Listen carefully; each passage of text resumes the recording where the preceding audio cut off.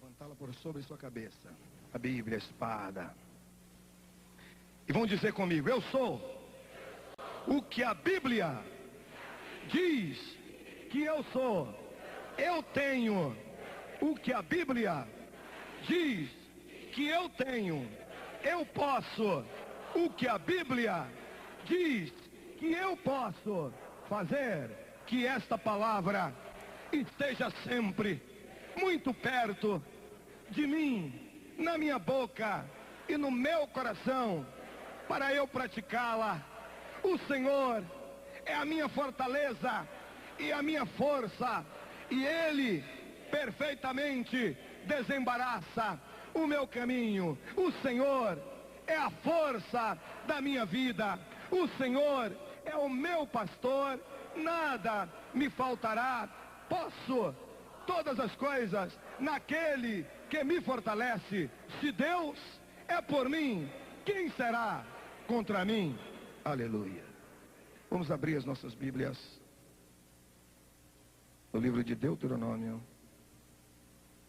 capítulo 6, verso 21, e em Colossenses 1, 13 e 14. Deuteronômio 6, 21. Colossenses 1, 13 e 14. Deuteronômio, capítulo 6, verso 21. Colossenses 1, 13 e 14. Eu era escravo de Faraó no Egito, mas o Senhor com mão forte me tirou de lá e me transportou para o reino do Filho do seu amor, aonde recebi o perdão dos meus pecados, a saber, a remissão pelo seu sangue. Senhor da glória, esta é a tua hora. Nós te oramos agradecidos no nome de Jesus. E todo o povo de Deus disse amém. Amém. Podem assentar.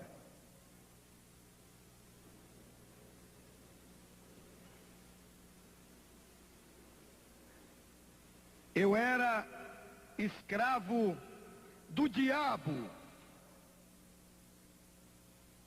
Eu nasci na cidade de Salvador, da Bahia, de uma família muito rica na minha terra, muito prestigiada e muito conhecida. E quando eu era muito pequeno, de muito tenra idade, algo na casa em que nós morávamos me chamava muito a atenção. Havia um salão muito amplo, muito grande, e dentro daquele salão existiam vários armários que iam do chão até o teto, e eles eram de Jacarandá da Bahia. E na frente tinha um vitrô de cristal da Boêmia. E ali dentro um sem número de livros, de obras raras, que foram trazidas da Europa pelos meus avós. E aquilo me atraía muito. Desde pequeno eu sempre chegava ali, começava a olhar aquilo, abria aquele armário com esforço muito grande e ia compulsando aquelas literaturas. E porque existia aquela grande biblioteca ali, e aqueles livros estavam ali, e aquilo me chamava a atenção, e eu ia lendo livro após livro, foi criando em mim um hábito de pesquisa, um hábito de ler. E cada vez que eu ia crescendo, eu ia alimentando no meu coração um desejo muito grande de ser um cientista. Eu queria ser respeitado na minha terra e no meu país, não pelo nome de família ou pelos bens materiais que a família dispunha, mas sobretudo pelo intelecto. Eu queria ser um homem muito preparado. Eu queria estudar nas melhores universidades do mundo, queria falar todas as línguas que pudessem, queria conhecer os 4 cantos do mundo. Este é o meu anelo, era o meu anseio, era o meu ideal. E eu fui crescendo dia após dia, os dias iam passando, e um certo dia, quando dei conta, eu já estava entrando no colégio militar. E depois de ter terminado o meu curso no colégio militar, eu fui para uma academia militar. E ali naquela academia militar, após 4 anos, eu fui declarado aspirante oficial nos idos de 1967. E naquele mesmo ano eu fui declarado aspirante em outubro, no mês de dezembro, por insistência de uma garota com quem eu namorava, que estava terminando o curso de medicina, eu ingressei na faculdade de Direito da Universidade Federal. E aí comecei a estudar. E fui crescendo, fui progredindo como soldado, eu era muito vaidoso, eu gostava de ser militar. Geralmente os militares, eles usam uma farda onde os botões são dourados, os meus eram de ouro. Eu tinha um cinto que precisava ser burnido todo dia, quando todos os militares, mas o meu era de ouro, não precisava. E eu calçava um sapato de oleado para não precisar polir. Eu era muito orgulhoso e muito vaidoso por ser oficial. Era um grande sonho da minha vida. E os dias foram passando, e em 1973 eu fui promovido ao posto de capitão, e eu era um dos poucos capitães com 20 e poucos anos de idade, que ostentava no meu peito esquerdo 3 medalhas, uma passadeira completa, e uma delas era de feitos heróicos. Mas nesse mesmo ano de 1973, eu já estava me graduando no curso de Direito. E nós fizemos uma amizade muito grande naquela escola, desde o primeiro ano, nos idos de 67. Íamos reunindo, amealhando amigos de todas as unidades da nossa universidade. E fizemos um grupo composto de pessoas que estudavam medicina, estudavam farmácia, enfermagem, engenharia, nutrição, economia, administração. E aquele grupo se reunia quase que cotidianamente no restaurante universitário, e nós não permitíamos que outras pessoas entrassem naquele grupo, era um grupo fechado. E nós discutíamos coisas que eram importantes para nós, principalmente aquilo que se dizia fenômenos extrasensoriais, estudávamos a mente humana, aquelas coisas todas, e aquilo ia causando no coração da gente um desejo de aprender mais a respeito dessas coisas. E um dia, quando nós menos esperávamos, terminou o nosso curso universitário. E nós estávamos prestes a nos confrontar com a vida profissional. Então fizemos uma aliança. A partir de hoje, nós vamos continuar nos reunindo em cada uma das nossas casas, semanalmente, e não vamos permitir que ninguém faça parte do nosso grupo que não seja doutor, que não tenha um anel no dedo ou um diploma de nível universitário. Começamos com aquele pacto naquele 1973 e seguimos para a vida profissional. E quando nós recebemos o canudo, muitos dos nossos anelos, dos nossos desejos, dos nossos sonhos se desfizeram. Agora nós tínhamos um desejo muito grande, que era o desejo de ganhar dinheiro, e ganhar muito dinheiro como advogado. E montamos um escritório com 6 advogados trabalhando conosco, e começamos a trabalhar no fórum da nossa cidade, advogando para multinacionais. E eu costumava dizer que o fórum da minha terra era o maior magazine do norte e nordeste do Brasil, onde se comprava e se vendia todas as coisas. E ali estava eu, advogado, jovem, montado no Mercedes-Benz, dirigido por um motorista vestido a rigor, com roupa e com cap. Tinha um menino para carregar minha pasta, e eu, muito vaidoso e muito orgulhoso, entrava ali vestido de ternos ingleses ou italianos, gravata Hermès, camisa Lacoste, meia Doré, ia todo janota, todos os dias, para aquele fórum em busca de grandes somas de dinheiro. E nós estávamos trabalhando, e nós estávamos prosperando, as coisas estavam funcionando, o tráfico de influência era grande, e nós estávamos realmente satisfeitos.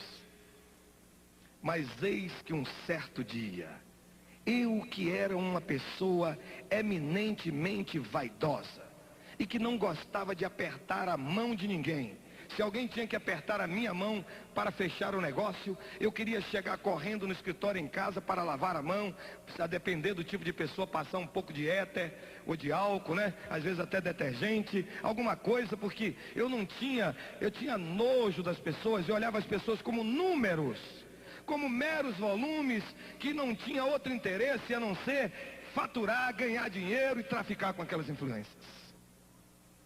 Mas um certo dia, eu ia saindo do fórum da minha terra, o Fórum Rui Barbosa. E ali no portão principal, em frente ao fórum, na sua entrada principal, estava o nosso carro parado com o nosso motorista, e quando eu descia com aquele menino que carregava a minha pasta, eu vi um ex-companheiro de caserna, um ex-companheiro de quartel, e eu vi que ele me viu. E quando eu vi que ele me viu, eu quis dar uma de João sem braço. Eu quis abaixar-me e sair correndo para dentro do carro, e ele disse: não adianta correr, já te vi. E eu fui correndo e já te vi, não? E veio na minha direção e ele disse: que papelão, um sujeito berrando aqui no meio da praça, do fórum, o que é que há? E ele disse: eu gostaria que você fosse na minha casa hoje à noite. E eu era exímio mentiroso. E eu disse: eu não posso ir porque eu estou com compromisso hoje. Ele fez: mentira. E era mesmo. Eu quero que você vá na minha casa. O que é que eu vou fazer na sua casa? Não, você tem que ir. E ele apertou de todos os lados e eu dei a palavra que ia e fui. E naquela noite, ao chegar na sua casa, eu conheci a sua esposa, soube que ele já era major, e eu encontrei uma grande quantidade de pessoas naquela casa. E aquela senhora, que era sua esposa, estava sentada num divã, assim, no meio da casa, cercada por muitas pessoas, e era o alvo das atenções daquelas pessoas. Então, eu admiti por minha conta e risco próprios de que era o aniversário daquela senhora. E eu fiquei triste com aquele major, porque ele não tinha me falado que era aniversário daquela senhora, porque eu passaria numa loja, compraria uma joia muito cara e daria ela na vista de todo mundo para que ela dissesse: olha o que ele me deu. Eu era muito vaidoso. E eu não pude marcar aquele ponto de massagear o meu ego e a minha vaidade naquela noite.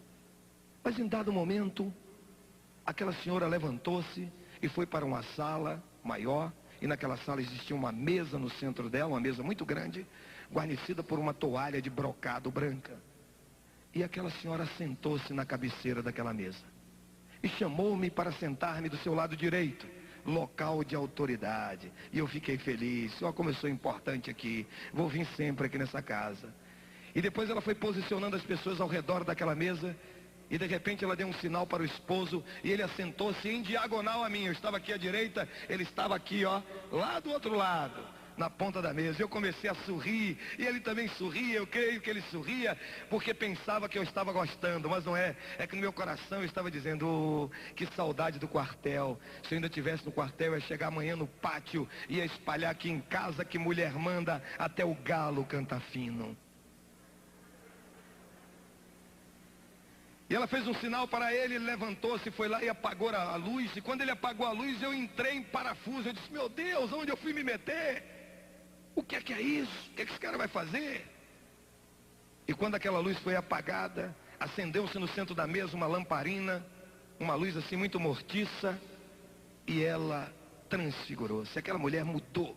Aquela mulher tão amorável, tão amorosa, tão gentil, assumiu um aspecto diferente, e a sua voz ficou como cavernosa, e ela começou a falar de uma maneira diferente. Aquilo me tinha medo, e ela ia dizendo coisas ao meu respeito, que eu era aquilo, que eu era isso, que eu era aquilo, e eu nunca tinha visto aquilo, e fiquei impressionado, e fui acompanhando, apesar de haver gostado do que ela disse para comigo, porque estava massageando a minha vaidade, e em dado momento eu não entendia mais nada, e a coisa terminou. E quando terminou, eu me dirigi para aquela mulher. Ele disse: o que é que houve aqui? Eu quero saber o que é que está havendo. E ela olhou para mim e disse: eu não vou te dizer nada. Você vai tomar a caneta, vai anotar uma relação de livros que eu vou te dar, e você vai comprar esses livros e vai ler. Aí deu-se o que se chama na Bahia juntar a fome com a vontade de comer. Eu gostava de ler. E eu falei para o meu motorista, o Celestino, que era uma pessoa a quem eu gostava muito. O Celestino era um crioulo de mais ou menos quase 2 metros de altura, que eu tinha tirado ele da penitenciária. Ele faria qualquer negócio que eu mandasse. Era um sujeito preparado, o Celestino. E eu disse: Celestino, você vai nessa livraria e traz esses livros. E ele trouxe aqueles volumes de livros para mim, e eu fui lê-los de um fôlego só, noite adentro, e fiquei apaixonado pela vida daquele sujeito chamado Denizar Hippolyte Lyon Riveio. O Denizar Hippolyte Lyon Riveio era médico, era linguista, era formado em pedagogia, era um homem muito inteligente e muito preparado, e eu fiquei completamente apaixonado pelas suas obras. Talvez você nunca tenha ouvido falar em Denizar Hippolyte Lyon Riveio, porque ele é conhecido pelo seu apelido, Allan Kardec. Eu apaixonei-me tanto pelas obras de Kardec, que eu saí da Bahia e fui para Paris, atrás de aprender mais sobre ele. E ali num sebo, numa livraria de livros usados, eu encontrei um livro escrito por ele quando voltara de Yverdun, onde havia estudado pedagogia aos pés de um dos maiores mestres dessa ciência, Pestalozzi, Les Contradictions. E eu peguei aquele livro e saí lendo, e de lá fui para a Suíça, atrás de conhecer mais a respeito daquele homem. E quando eu retornei, quando eu continuei frequentando aquelas reuniões, em pouco tempo eu havia me tornado médium espírita de todos os dons de mediunidade. Eu era médium de audiência, o via no mundo do espírito, médium de vidência, via no mundo do espírito, médium de incorporação, recebia entidades, médium de transporte, meu espírito saía do meu corpo e andava vagueando pelo mundo, trazendo respostas para os consulentes, e era médium de psicografia, a chamada escrita mediúnica. E comecei a levar aquilo a sério. Eu achava que aquela era a nova e a grande revelação. E comecei a estudar cada livro, e comecei a fazer conferências, e comecei a andar por aí e a mostrar que realmente aquilo era o suprassumo da verdade. E uma certa vez eu encontrei-me com um homem muito conhecido neste Brasil, militante nessa área do espiritualismo, todo o Brasil o conhece. E ele, conversando comigo, disse: Átila, você é um rapaz muito inteligente, e por isso você está assim, mas eu quero te fazer um desafio. Um grande desafio. E eu gostava de desafio. Eu gostava de ser desafiado. Eu gosto de ser desafiado. Ele me disse: eu quero que você vá para a limpeza pública do espaço. Eu disse: o que é a limpeza pública do espaço? Ele disse: é Umbanda. Eu disse: vou. E com pouco tempo, além de médium espírita de todos os dons de mediunidade, tornei-me o grande terreiro de Umbanda. Ah, mas como eu gostei de ser o grande terreiro de Umbanda. Que coisa boa para mim era o grande terreiro de Umbanda, embora cada dia que passava eu me tornava um sujeito mais miserável, mais implacável, mais desgraçado, mais irascível, mais iracundo, odiando a tudo e a todos e a mim mesmo. Mas como a Umbanda para mim era boa, porque me dava as respostas imediatas. Muitas vezes nós estávamos pugnando numa causa que envolvia honorários de 2, 3 milhões de dólares, e nós queríamos receber aquilo, estavam ávidos de receber, e procurávamos corromper o advogado ex-adverso, e ele não topava a parada, e dizia que não tinha acordo, que não tinha jeito, e nós dizíamos: quinta-feira nós vamos resolver esse problema, e ele dizia: não tem dia na semana para resolver, e nós dizíamos: vamos resolver. E eu havia feito um pacto, uma aliança com alguém muito poderoso para mim, e ele era o chefe de tudo, e o nome dele é Satanás. E eu fiz uma aliança de sangue com ele. E quando chegava na quinta-feira eu dizia: Satanás, eu quero que você me faça um favor, e o que você pedir eu vou te dar. Ele dizia: o que é que você quer? Na meia-noite, naquela gira, naquele gongá, naquele canzoá, naquele terreiro, eu dizia: eu quero que você bata o carro de doutor fulano, vire o carro dele, coloque um infarte no coração de fulano de tal, faça com que o juiz doutor fulano, que não quer dar a sentença, a mulher traia ele, bote outro homem na cara dele e brigue dentro de casa com ele, faça um escândalo e eu dou o que você quiser. E com 24, 48 horas no máximo, a coisa era realizada. E o que é que eu tinha que fazer? Eram coisas simples. Apenas oferendas. Colocar oferenda nas praias, nas cachoeiras, nos rios, nas encruzilhadas machos e fêmeas, nas praças, nos jardins. Mas isso a mídia mostra em nosso país. As pessoas fazem isso. Eles estão comprometidos com as trevas. Quando você deseja matar alguém, a coisa tem que ser um pouco mais difícil. Você tem que ir ao cemitério, corromper o coveiro, abrir uma sepultura e comer a carne do defunto, para que Satanás te responda.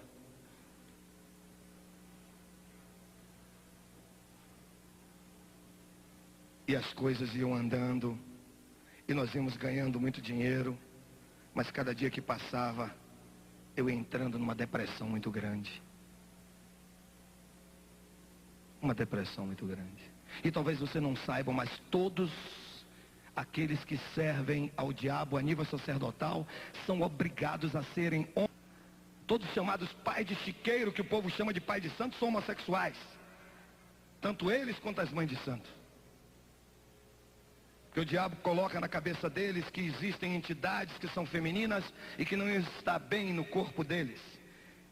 Ou eles queiram ou não, são estuprados como estão na camarinha, naquele período que estão fazendo a cabeça para depois bolar e se tornarem pais de chiqueiro, que o povo impropriamente chama pai de santo ou mãe de santo. Pais de chiqueiro e mães de chiqueiro. Graças a Deus que eu não servi ao diabo a nível sacerdotal. Nem nunca quis. Mas este país anda mergulhado nesta lama, nesta podridão. E muita gente acha que é muito bonito.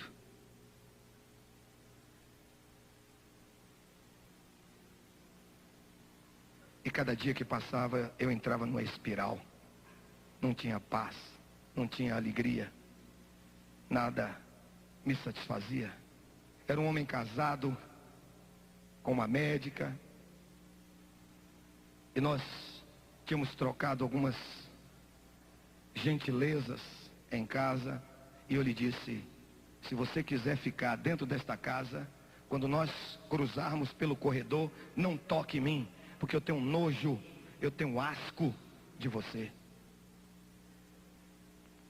E nós vivíamos juntos apenas para manter as aparências, porque eu precisava muito dela, porque eu era um sujeito prostituto, cheio de amantes, muitas das quais eu tinha dado carro, apartamento e dinheiro. E eu precisava daquela mulher, minha esposa, junto de mim, para nas festas conseguir a graça de mulheres de outras pessoas.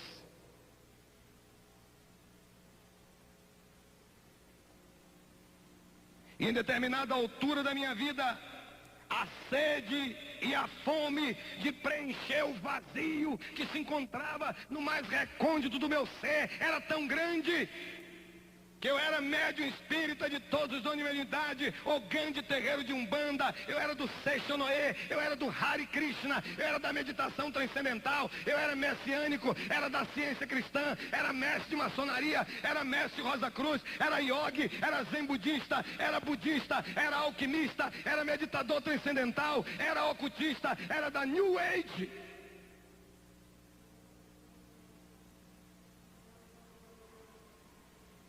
E cada dia que passava as coisas iam ficando pior. Não tinha paz, não tinha alegria, não tinha satisfação, não tinha contentamento. Era um rebutalho, era um trapo, era um homem perigoso, porque era um homem insólito e sozinho. E homens sozinhos tendem a suicidar-se. Um certo dia, porém, eu estava naquele canzoar, naquele gongar, naquela gira, esperando da meia-noite, a hora que aquele meu amigo chegava para falar comigo e atender os meus pedidos. E em dado momento eu vi uma voz que dizia, aí não é o meu lugar. E aquele terreiro que nós tínhamos construindo, desviando dinheiros e recursos de grandes empresas, e só entrava doutor. Ali tinha um ogã do meu lado que era diretor financeiro de uma das maiores construtoras desse país. E olhei para ele e disse assim, eu ouvi uma voz. Será que nós ouvimos vozes? É claro, se você vê um sujeito analfabruto, que não sabe nem ler nem escrever, não tem nenhum nível de escolaridade, e ele consegue saber e falar até nagô e dizer todas aquelas coisas e descrever cada uma daquelas entidades. Nós éramos doutores, eu sabia todos os pontos riscados, conhecia as expressões vocais de cada uma daquelas entidades, sabia quem era pela batida, pela voz, pela maneira de se apresentar. Eu sabia tudo aquilo, mas nunca tinha ouvido uma voz daquela maneira. Era uma voz diferente. Eu estava acostumado a uma voz de ódio, de imposição. Ou você faz, ou eu te mato. Ou você faz, eu te arrebento. Ou você faz, ou vai ter que acontecer. Você não pode ir ao aniversário. Você não pode ir a tal casamento. Você não pode comer isso. Você não pode vestir tal roupa. Você não pode sair tal dia. Eu era um escravo do diabo. E aquela voz é uma voz diferente. Era uma voz doce, uma voz melíflua, uma voz que dizia: aí não é o meu lugar. Eu fiquei esperando aquilo. Meia hora depois eu ouvi a mesma voz, o mesmo som, a mesma tonalidade, o mesmo timbre, e me dizia: eu sou o Senhor. Aí não é o meu lugar. E naquele dia eu disse: nunca mais eu vou voltar nesse terreiro. Conferenciei com meu amigo que estava ali do meu lado. Falei: você está louco? Eu digo: tô.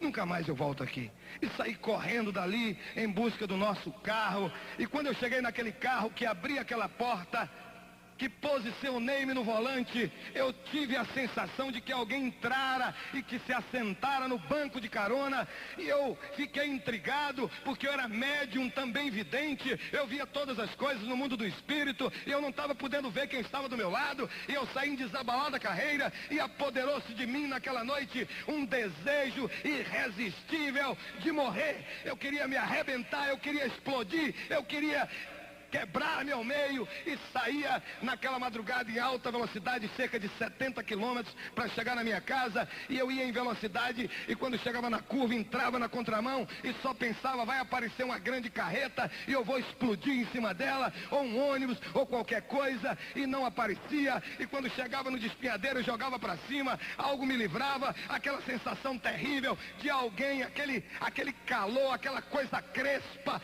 do meu lado, e eu ia correndo e correndo, e quando dei por mim, estava chegando na minha casa. E nós entramos ali. Eu parei o carro e olhei para aquele edifício que era muito vaidoso. Eu gostava de fazer a cadastro de ali. A mulher me perguntava seu endereço: Rua Florianópolis, edifício Porto Príncipe, 4º andar. E ela dizia: o número do apartamento. Eu disse: animal, é o andar todo. A vaidade. Às vezes conhecia pessoas assim que eu nunca tinha visto dentro do fórum, colegas que vinham de Porto Seguro para Salvador defender alguns recursos. Eu dizia: como é que você vai? Eu dizia: eu não sei, não sei nem como é que eu vou, eu estou aqui preocupado. Você vai no meu avião? Vai dizer que tinha avião. Às vezes convidava as pessoas para ir conhecer ele em Itaparica. Você vai na minha lancha? Para dizer que tinha lancha. Vai na minha fazenda? Vai chupar um cacau lá no sul da Bahia? Para dizer que tinha fazenda. Era uma vaidade terrível, doentia, mórbida. Eu aproximar-me naquela noite do nosso apartamento. Eu saltei, fui para o elevador do prédio. Aquela sensação de que algo estava do meu lado, me seguindo. E eu pulei dentro do apartamento para ver se aquilo se desviava, mas também entrou comigo. Pulei dentro do elevador e foi subindo comigo. E quando eu cheguei em casa, empurrei a chave, bati a porta, mas entrou comigo e eu não podia ver. Eu fui para o meu quarto. Era obrigado a fazer uma prece. Eu não sabia por quê, mas era uma prece mecânica, eu tinha que fazer. Eu sentei-me ali, vesti o meu pijama, estava à beira da cama e comecei a fazer aquela prece. E quando eu olhei para a porta do meu quarto, eu vi quem estava me seguindo naquela noite. Era o meu amigo, Satanás, o príncipe das trevas. E ele me disse: se você sair de qualquer dessas minhas obras, dos meus trabalhos, eu vou te matar. Eu vou destruir a sua mulher e sua filha. Eu tinha uma filha, Andréa, minha filha mais velha. Eu disse: Satã, vamos fazer um acordo. Ele disse: o que é que você quer? Eu disse: eu quero que você mate agora mesmo minha mulher e minha filha. E me deixe viver. Eu estava preparado para matar, mas não estava preparado para viver. Eu andava armado com a pistola Colt .45 dentro de uma bolsa que eu andava a tiracolo em todos os lugares, eu dentro da minha pasta, com 2 carregadores tipo cofre, carregados. Mas eu não estava preparado para morrer. E naquele momento que ele me disse que ia me matar, eu entrei em parafuso. Parafuso é uma linguagem de aviação, que quando você vai voando em equipamento, E ele perde a velocidade de sustentação. Ele estola, ele pende para o lugar mais pesado e começa a rodar e você se esborracha no chão. E dito e certo, eu entrei em parafuso e caí esparramado no chão. Eu estava com medo, eu estava perplexo, eu estava atônito, eu não estava preparado para morrer. Então eu fiz o que qualquer homem valente e corajoso faz nesses momentos. Botei a boca no mundo, comecei a gritar. E eu gritava, e gritava, e gritava, e gritava, e gritava. E quando eu estava no auge daqueles berros, eu senti que uma mão pousava no meu ombro por trás de mim e me dizia: diga Jesus. Imagine. Onde é que você já viu algum espírita do alto espiritismo, do chamado espiritismo científico, chamar o nome de Jesus?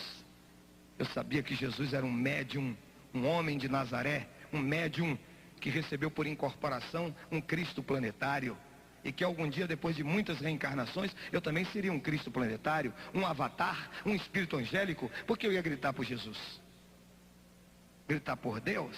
Eu sabia que Deus não existia. Todo o povo do alto espiritismo sabe que Deus não existe, que existe um conselho de espíritos angélicos que dirigem a orquestração universal. Por que eu ia chamar por Deus? E era difícil para mim chamar por Jesus. Judeu, filho de judeu, chamando o nome de Jesus. Eu sabia que Jesus não era o Hamashia, que Jesus não era o Siloé, ele não era o enviado. De que maneira eu podia chamá-lo? Mas eu estava com medo, eu estava perplexo. E quando uma pessoa está com medo, ela não raciocina. Se mandasse chamar José, eu chamaria José. Antônio, eu chamaria Antônio. Miguel, eu gritaria Miguel. Eu estava em pânico. E um homem com medo, ele sobe num pé de mandacaru. Eu não sei se consegue descer, mas sobe. Eu me lembro quando era menino na fazenda, eu com medo de uma vaca que tinha acabado de dar luz a um bezerrinho. E ela gostou de minha cara e queria me fazer carícias e correu atrás de mim. E eu saí numa velocidade tremenda e pulei uma cerca de 7 fios de arame farpado, não sei como. Um homem com medo e em pânico faz coisas terríveis. E eu estava com medo. E quando eu vi aquela voz dizer, diga Jesus, eu disse, Jesus! E quando disse Jesus, Satanás, Lúcifer, Reilel Ben Shaar, que estava na minha porta do meu quarto, foi para a cozinha. E aí começou a quebrar as coisas na cozinha. Virava fogão, abriu geladeira, derrubou tudo, quebrou louça. Isso é um fenômeno que muitas pessoas já devem ter visto falar, ou já ouviram falar, ou já até viram, já participaram de coisas nesse sentido. Começou a quebrar coisa. Naquele momento que ele quebrava as coisas lá na minha cozinha, eu comecei a raciocinar de novo. E eu disse, veja só, eu chamei um nome, Jesus, e esse desgraçado foi lá para a cozinha e está quebrando tudo. Se eu continuar chamando Jesus, ele vai arrebentar tudo na casa do vizinho. Vai quebrar, tu vai tocar fogo lá. E eu disse, Jesus! E aquela vozinha atrás de mim dizia, diga, tenha misericórdia de mim. Eu digo, tenha misericórdia de mim! E em dado momento, eu experimentei algo que eu nunca tinha sentido na minha vida. Um silêncio fez-se em toda aquela madrugada. E eu experimentei uma paz tão profunda e tão tremenda no meu coração. E uma alegria, o colorido da vida, o sabor de viver. Eu fiquei tão curioso com aquele oráculo que estava atrás de mim, me dizendo o que devia fazer, que eu olhei para trás para descobrir quem era e descobri algo que eu não sabia. Ali estava a mulher mais bonita do universo, a minha esposa.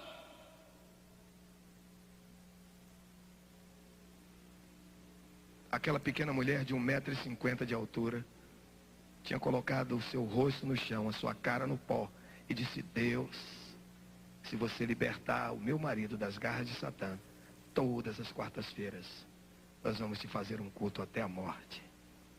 E a Bíblia diz, esse Deus é o meu Deus para todo sempre, e ele será o meu guia além da morte. Eu não quero perguntar nessa noite qual é o seu Deus, nem em que você crê, nem em que você confia. Talvez você esteja perdido como eu estava, no mundo das ilusões, atrás dessas vãs filosofias, pensando no poder da mente e pensando em todas as coisas, envolvido com muitas mulheres, envolvido com tantas coisas, e com drogas, e com tantas coisas, com cocaína, com cheirinho da loló, com maconha, com bebidas. Mas isso não convence, isso não leva a lugar nenhum. Mas eu quero dizer uma coisa a você, que eu descobri algo que é tremendo. Eu descobri algo que é tremendo. Eu descobri naquela madrugada Jesus, o leão da tribo de Judá, o lírio dos vales, a rosa de Saron, o germe de justiça, a estrela resplendente da manhã, a semente da mulher, o puro em suas asas, o puro entre os milhares, o doce cantor de Israel, a pérola de grande preço, o maravilhoso, o conselheiro, o Deus forte, o Pai da eternidade, o príncipe da paz, o alfa, o ômega, o princípio, o fim, aquele que é, aquele que era e aquele que voltará. Ele é o pescador da Galileia, ele é o Galileu, ele é o Nazareno, ele é Yeshua, Hamashia, Menat Zeret, Jesus Cristo de Nazaré. A ele honra, glória, louvor, exaltação, adoração por toda a eternidade toda, porque Jesus é Deus, Jesus é Deus, Jesus é Deus, Jesus é Deus. Aleluia. Eu não quero perguntar a você nesta noite qual é o Deus que você está servindo, qual é o caminho que você está trilhando. Não quero perguntar isso a você, mas eu quero dizer a você que o Deus a quem eu sirvo, o Deus para quem eu vivo, o Deus por quem eu sou completamente apaixonado, o Deus com quem eu sonho, o Deus a quem louvo, o Deus a quem adoro, o Deus em quem respiro, o Deus em quem me movo, esse Deus é El Shaddai, o Deus Todo-Poderoso, ele é El Elyon, o insuperável, o Deus Altíssimo, El Olam, o Deus Eterno, El Gibor, o Deus forte, Medaber-El, o Deus que fala, Shima-El, o Deus que escuta, El Roi, o Deus que tudo vê, Emanuel, o Deus conosco, é o Deus cheio de misericórdias.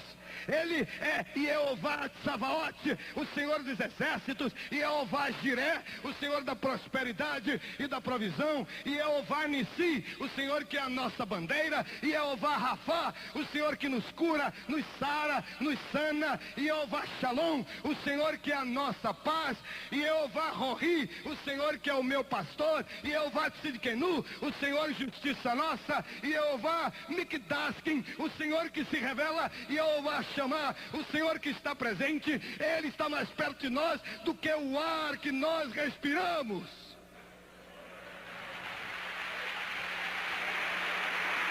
Aleluia.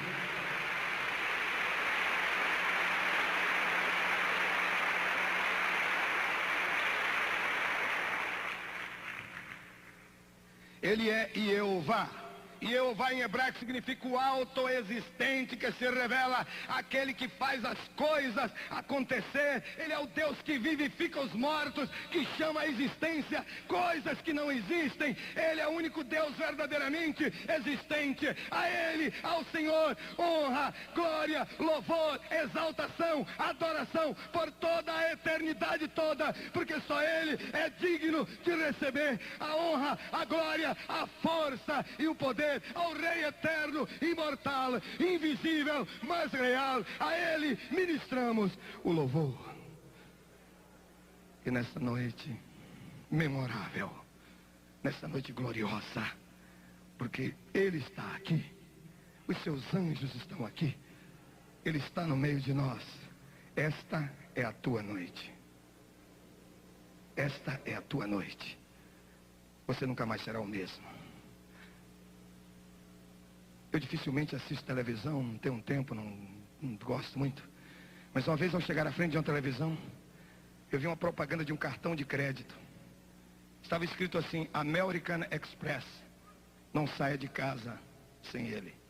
É mentira! Jesus Express, não volte para casa sem ele. É Jesus, É Jesus. É Jesus.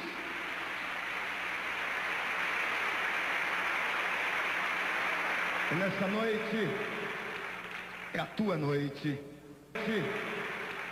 É a tua noite. É a tua noite. E agora eu posso dizer como Paulo, nem a morte, nem a vida, nem a profundidade, nem a altura, nem coisa alguma deste mundo me pode afastar do amor de Deus que está em Cristo Jesus. O homem que anda com Satanás é um homem solitário, porque o reino de Satanás se move pelo ódio. Mas aquele que ama com Jesus, anda com Jesus, está acompanhado para sempre. Eis que eu estou convosco todos os dias, até a consumação dos séculos. O homem que não tem Jesus é como um bêbado montado a cavalo, pende para frente e para trás, para um lado e para o outro, não tem norte, não tem segurança, não tem direção, não tem estabilidade, não tem nada. O homem que não tem Jesus é alguém cheio de vazio.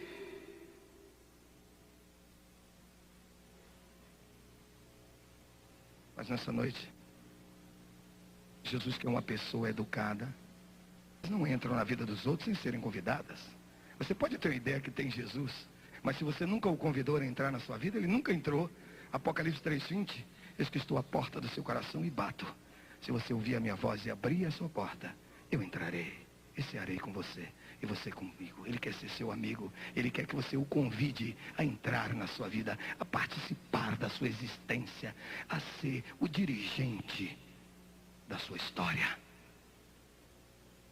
Me lembro que quando Fidel Castro ganhou a guerra de Sierra Maestra, ele determinou que todos os pregadores do evangelho e todos os pastores que não negassem a Jesus deveriam morrer. E ali tinha um evangelista, que eu acho que é até parente aqui do nosso pastor Estevam, Hermano Hernández. E Hernández tinha duas filhinhas, uma de 4 anos e outra de 5, e a sua esposa. E Hernández disse que não negaria Jesus. E eles prenderam o irmão Hernández e levaram para a cadeia sob a ameaça de que iria para ele paredão se não negasse Jesus. E ele ficou a noite toda acordado ali naquela enxovia. E cedo pela manhã, empurraram a baioneta nas suas costas e o impulsionaram a chegar naquelas grades da janela. E quando ele olhou para baixo, estava ali em pé, de olhos vendados e com as mãos amarradas para trás, a sua esposa e as suas 2 filhinhas. E aquele oficial que estava no comando disse assim: Hernández, usted nega a este impostor Jesucristo o la muerte suya, de sua mulher e suas hijitas. E Hernández olhou para sua companheira, olhou para aquela criancinha de 4 anos, e eles empurraram a criancinha para a frente daquele pelotão de fuzilamento, olhos vendados, as mãozinhas amarradas nas costas. E Hernández olhou para baixo e começou a chorar e chorar. E ele foi cantando: estou seguindo a Jesucristo, deste caminho eu não desisto, estou seguindo a Jesucristo, atrás não vuelvo. Não vuelvo mais. E eles metralharam a criança de 4, empurraram a de 5. Nega a Jesucristo ou la muerte. Estou seguindo a Jesucristo, deste caminho eu não desisto, estou seguindo a Jesucristo, atrás não vuelvo mais. Metralharam de 5, colocaram a esposa. Ele olhou para aquela esposa, aquela amada, aquela companheira, desde os seus tempos da juventude, e eles disseram: nega a este impostor, Jesucristo ou la muerte. E Hernández olhou para a esposa e disse: oh, oh não puedo, Jesús, perdóname, Senhor, oh não puedo. E ela, sem ver nada, mas ouvindo a voz de Hernández: no, Hernández, no le nega, Hernández, no le nega. Jesucristo es el Señor de nuestra victoria. Para frente, Hernández, nosotros estaremos con ellos ahorita mismo. No lo negue. Estoy seguindo a Jesus Cristo deste caminho. Toda a igreja: eu não desisto, estou seguindo a Jesus Cristo, atrás não volto mais. Toda a igreja, pianista: estou seguindo. Se há alguém nessa noite que queira segui-lo, que queira convidá-lo a entrar na sua vida, a ser o seu Senhor, o seu Salvador, o seu líder, o seu comandante, dê um sinal. Eu quero. Jesus te abençoe, Jesus te abençoe, Jesus te abençoe, Jesus te abençoe, Jesus te abençoe, Jesus te abençoe, Jesus te abençoe, Jesus te abençoe, Jesus te abençoe, Jesus te abençoe, Jesus te abençoe. Mais alguém? Levante a mão, dê um sinal, convidando Jesus a entrar na sua vida. Jesus te abençoe. Quem mais nessa noite? Jesus te abençoe. Quem mais? Jesus te abençoe, Jesus te abençoe, Jesus te abençoe, Jesus te abençoe, Jesus te abençoe. Quem mais nessa noite? Dê um sinal levantando a sua mão direita. Jesus te abençoe, Jesus te abençoe, Jesus te abençoe. Quem mais? Quem mais deseja Jesus Cristo para ser o Senhor da sua vida e o seu Salvador? Levante a mão, faça assim. Eu quero orar por você. Jesus te abençoe. Há mais alguém? Jesus te abençoe, Jesus te abençoe. Aleluia. Não volto mais. Então vamos cantar mais uma vez. Estou seguindo a Jesus Cristo. E você que já levantou a sua mão, ele diz: todo aquele que me recebe, este virá a mim. Agora você saia do seu lugar e dar você. Eu quero orar por você, mesmo que você não tenha levantado a sua mão, mas sente o desejo de sair no seu lugar e vir aqui à frente. Eu quero te abraçar nessa noite. Aleluia.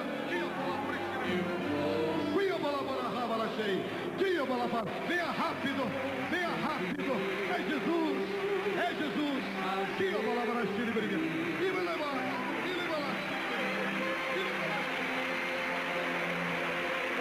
Aleluia, Ele.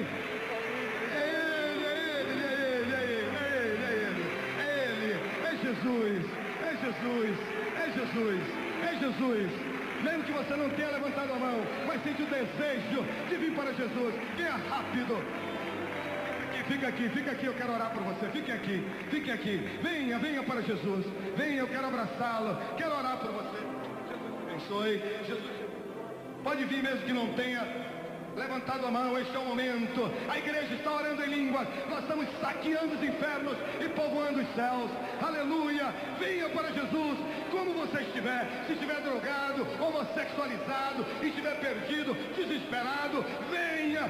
Jesus é a fonte inesgotável de felicidade. Jesus é Deus. Ele é Deus. Aleluia. Venha como está, neste momento, é um momento de vitória. Eu não vou insistir no apelo, porque Jesus não é mercadoria